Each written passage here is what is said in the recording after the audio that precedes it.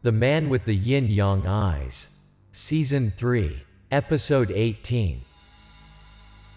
In just a few short seconds, my whole body was dragged into the water.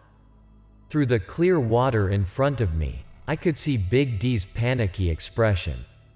While calling my name repeatedly, he rummaged through his backpack for his gun. After taking out a shotgun, Big D immediately pointed it into the water and fired. I can hear the sound of bullets moving through the water. I pray that Big D doesn't miss. Otherwise, my body will become a giant beehive.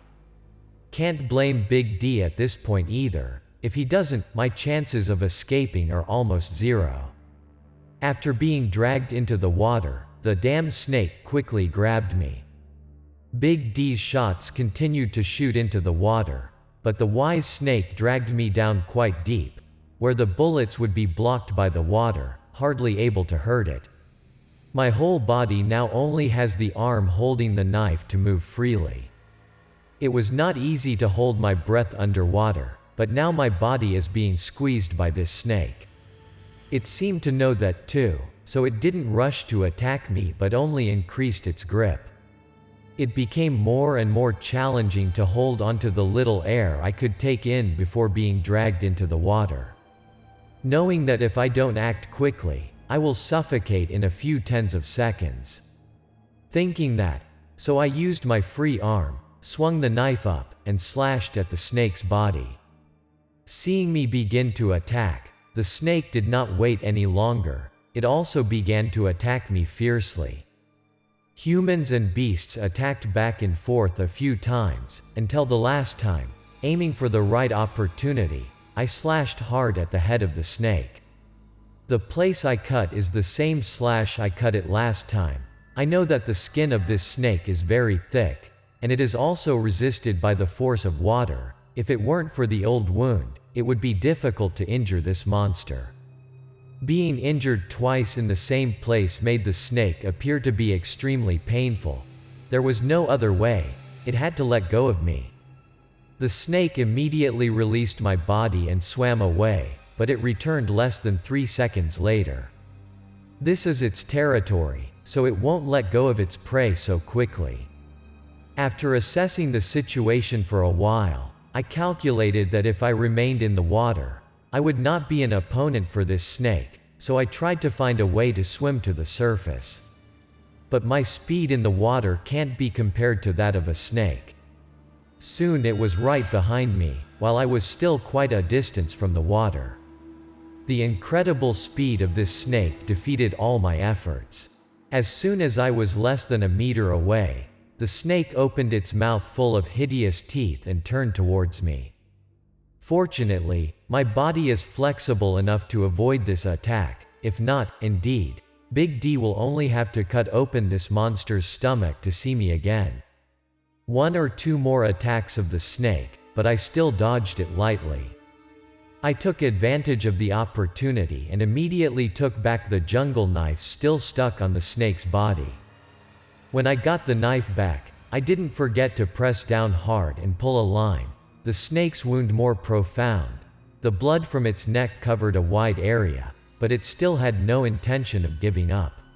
While confronting the snake, I felt a wave coming from behind me. I hesitate to turn my head to look. If now there is another snake, I will surely die. But luck is not so. The water wave just now was caused by Big D. Realizing that there was no way to help me stay on the shore, he jumped down here, holding the familiar shotgun in Big D's hand. As soon as the snake opened its mouth to turn around to attack us, Big D immediately opened fire. A net-like bullet immediately shot towards the snake's head. Not only stopping there, but Big D also did not give the snake a chance. He continuously shot at it mercilessly. At this time, Big D and the gun in his hand formed an awe-inspiring scene.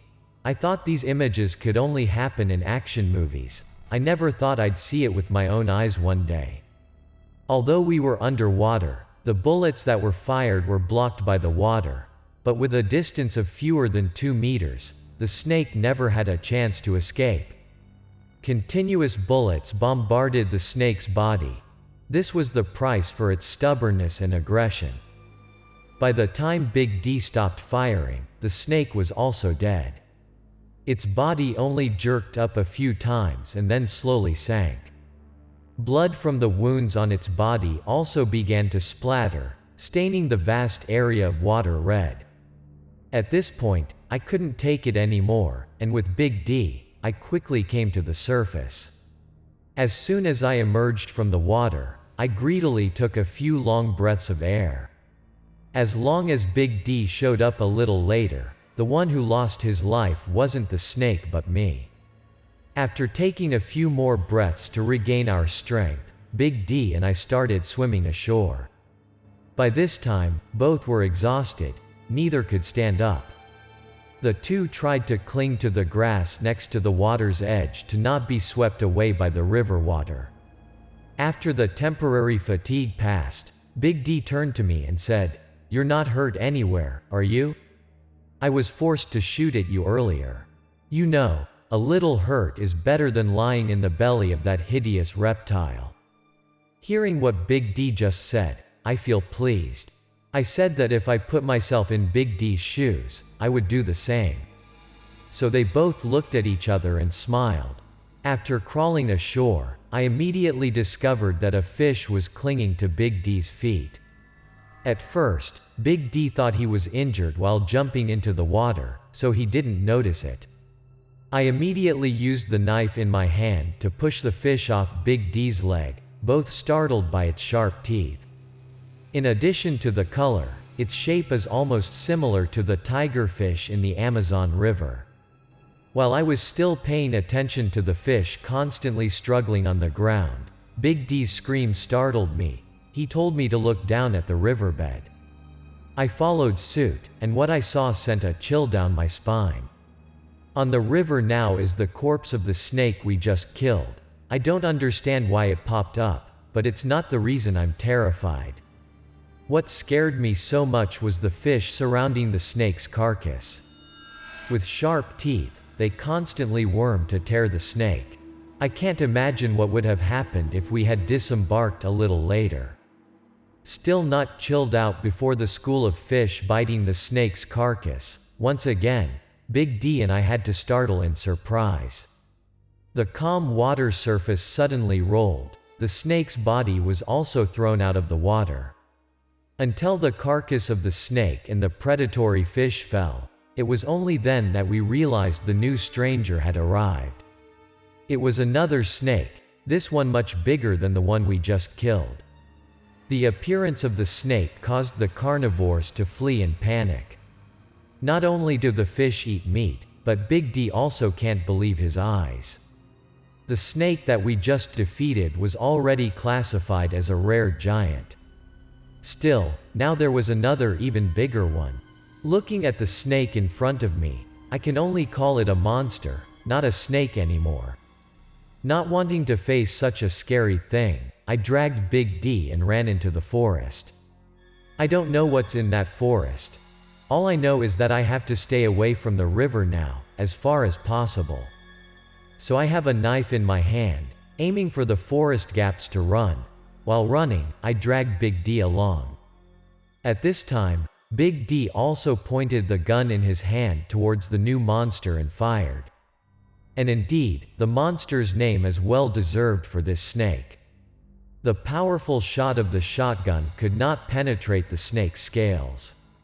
Now I understand why the sorcerer's tribe is so shy when it comes to Snake Clan. Just like that, the two of us ran for our lives in the forest. Every now and then, Big D turns around and fires a shot at the snake to stop it. But it seems that Big D's shots only made this snake angrier. As time went on, the distance between us narrowed. Running for a long time, I immediately felt the space in front of me expand unexpectedly. Feeling like something was wrong, I kept going. By the time I realized what was in front of me, it was too late. Neither I nor Big D could stop. If it was an average time, it wouldn't be challenging to realize that in front of you was a cliff. but being chased closely by the giant snake made my mind dull, no longer aware of anything. The inevitable consequence was that both I and Big D fell from the extremely high cliff. In my head at the time, I just thought that was the end. Everything will probably end here.